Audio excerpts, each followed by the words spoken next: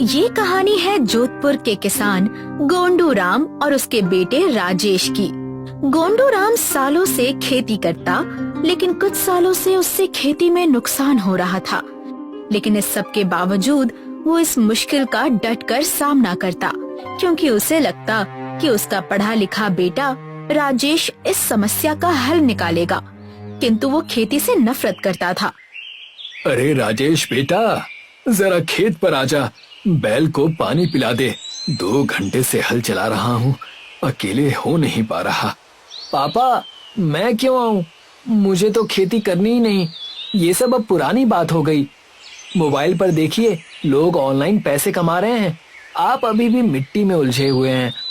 बेटा, ये वही मिट्टी है जिसमें तेरा बचपन गुजरा है। जब तू स्कूल गया, तेरी फीस भरी, तेरी माँ ने दाल रोटी खिलाई, वो सब इसी खेत से आया। तो फिर क्या मिला आपको? खेत में दिन रात मेहनत करने के बाद भी नुकसान पे नुकसान। किसान होना मतलब गरीब रहना। मैं ये सब नहीं कर सकता। तभी बब्बा, गांव के बुजुर्ग, आंगन में आ जाते हैं। वो राजेश की बातें सुन लेते हैं। हाँ हाँ राजेश बेटा, बात तो तुम्हारी सही है वैसे, लेकिन एक बात कहूँ, खेती सिर्फ खेतों का काम नहीं, ये देश का भविष्य है। तुम पढ़े लिखे हो, अगर तुम कुछ नया करो, कोई प्रयोग करो, तो इस गांव की तकदीर बदल सकती है। लेकिन बाबा, मैं अकेला क्या करूंगा? सारी दुनिया तो इस राह पर नहीं जा रही ना। दुनिया जब जब भटकी है, किसी एक ने ही रास्ता दिखाया है। तुम अपने पिता की मेहनत को व्यर्थ मत समझो।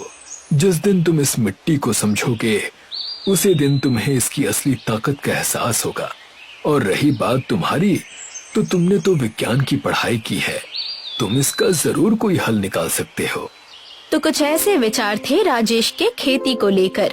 दरअसल राजेश ने बचपन से देखा था कि उसके पिता की मेहनत के बाद भी कर्ज चुकता नहीं होता।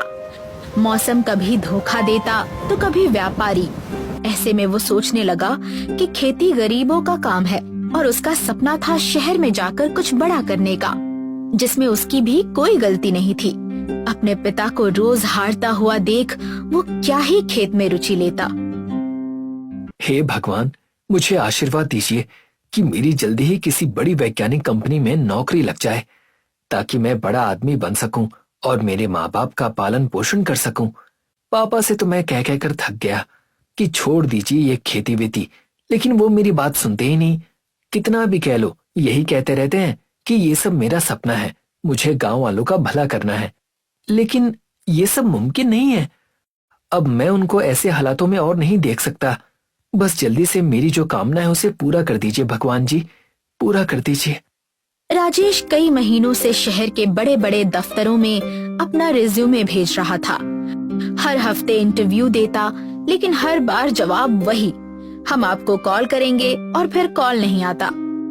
धीरे धीरे उसका आत्मविश्वास टूटने लगा, लेकिन उसने भी अपने पिता की तरह हार नहीं मानी और अपनी कोशिश करता रहा।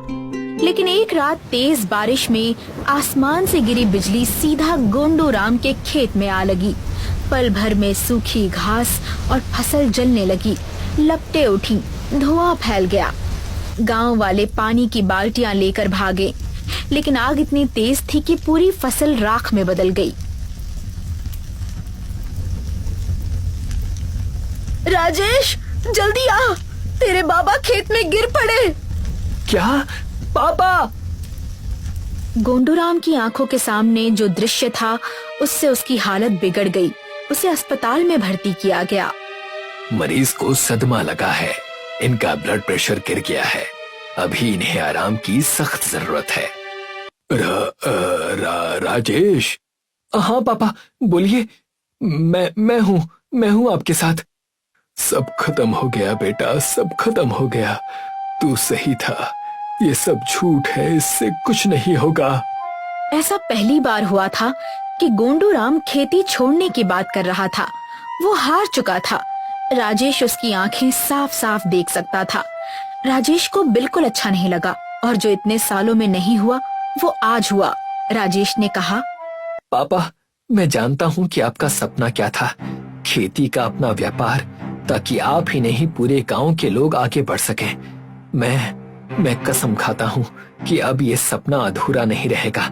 आपका ये सपना मैं पूरा करूँगा। उस रात राजेश ने पहली बार महसूस किया कि अगर अपनी मिट्टी से और दूर नहीं भागता तो शायद जिंदगी भर खुद को माफ नहीं कर पाएगा। अब राजेश ने अपनी पूरी तैयारी शुरू कर दी थी। बाबा, मैं खेत को फिर से खड़ा करना चाहता हूँ, लेकिन पुराने तरीके से नहीं। मैं ड्रिप इरिगेशन, सोलर पंप और ऑर्गेनिक फर्टिलाइजर लाना चाहता हूँ। वाह बेटा, यही तो उम्मीद थी तुमसे, पर इसके लिए मेहनत और धैर्य चाहिए। मेहनत तो पापा ने पूरी जिंदगी की है, अब मेरी बारी है। मैंने अपनी खोज शुरू कर दी है, जैसे कि सस्टेनेबल खेती क्या होती है, ऑर्गेनिक फार्मिंग कैसे शुरू करें, खेती से बिजनेस कैसे बढ़ाएं, इस पर रिसर्च भी कर रहा हूँ। राजेश ने योजनाएं बनानी शुरू कर दी। उसने इंटरनेट से नई तकनीकें सीखी, सरकारी स्कीम्स के बारे में पढ़ा और मार्केट तक सीधी पहुंच बनाने के तरीकों पर रिसर्च किया। रात को वो गांव के नक्शे पर बैठकर सोचता, कौन सी फसल कम पानी में उग सकती है, कौन सा उत्पाद गांव के बाहर बिक सकता है और कैसे किसान अपनी मेहनत का सही दाम पा सकते हैं। पापा, मैंने तय कर लिया है, हम ऑर्गेनिक टमाटर और गेहूं की खेती करेंगे। फिर हम उनका प्रोसेसिंग प्लांट लगाएंगे, पैकेजिंग करेंगे और शहर के मार्केट में सीधा बेचेंगे। बिचौलियों को बीच से हटाएंगे। तू सच में ये करेगा? हाँ पापा, और ये सिर्फ हमारा नहीं, पूरे गांव का प्रोजेक्ट होगा। हर किसान को जोड़ेंगे, सबका फायदा होगा। जैसा राजेश ने अपने पिता गोंडू राम से वादा किया था, उसने खेत में ऑर्गेनिक टमाटर की खेती शुरू कर दी। लेकिन ये रास्ता आसान नहीं था। कीटों का हमला, पानी की कमी और बाजार में दाम गिरने का डर, सबने उसकी परीक्षा ली। राजेश, ये पत्तों पर कीड़े कैसे लग गए? पूरी फसल बर्बाद हो जाएगी। पापा, घबराइए मत, मैंने पढ़ा है, नीम का जैविक छिड़काव करेंगे तो कीड़े भाग जाएंगे। और मैंने ड्रिप इरिगेशन लगाया है, कम पानी में भी फसल हरी रहेगी। कई हफ्तों की मेहनत के बाद खेत में लाल लाल रसीले ऑर्गेनिक टमाटर लहराने लगे। राजेश यहीं नहीं रुका, उसने पैकेजिंग यूनिट लगाई और सीधे शहर के होटल्स और दुकानों को टमाटर सप्लाई करना शुरू किया, जिससे गांव वालों को रोजगार भी मिला। राजेश बेटा, तुम्हारे काम से तो गांव के कई लोगों को रोजगार मिल गया है। ये सिर्फ मेरा नहीं, हम सबका काम है। जितना हम साथ देंगे उतना ही गांव आगे बढ़ेगा। आज गोंडू राम और राजेश ऑर्गेनिक टमाटर के सफल व्यापारी हैं। उनके घर में अब चिंता की जगह संतोष है और उनकी मेहनत से गांव के कई परिवार भी खुशहाल हो गए हैं।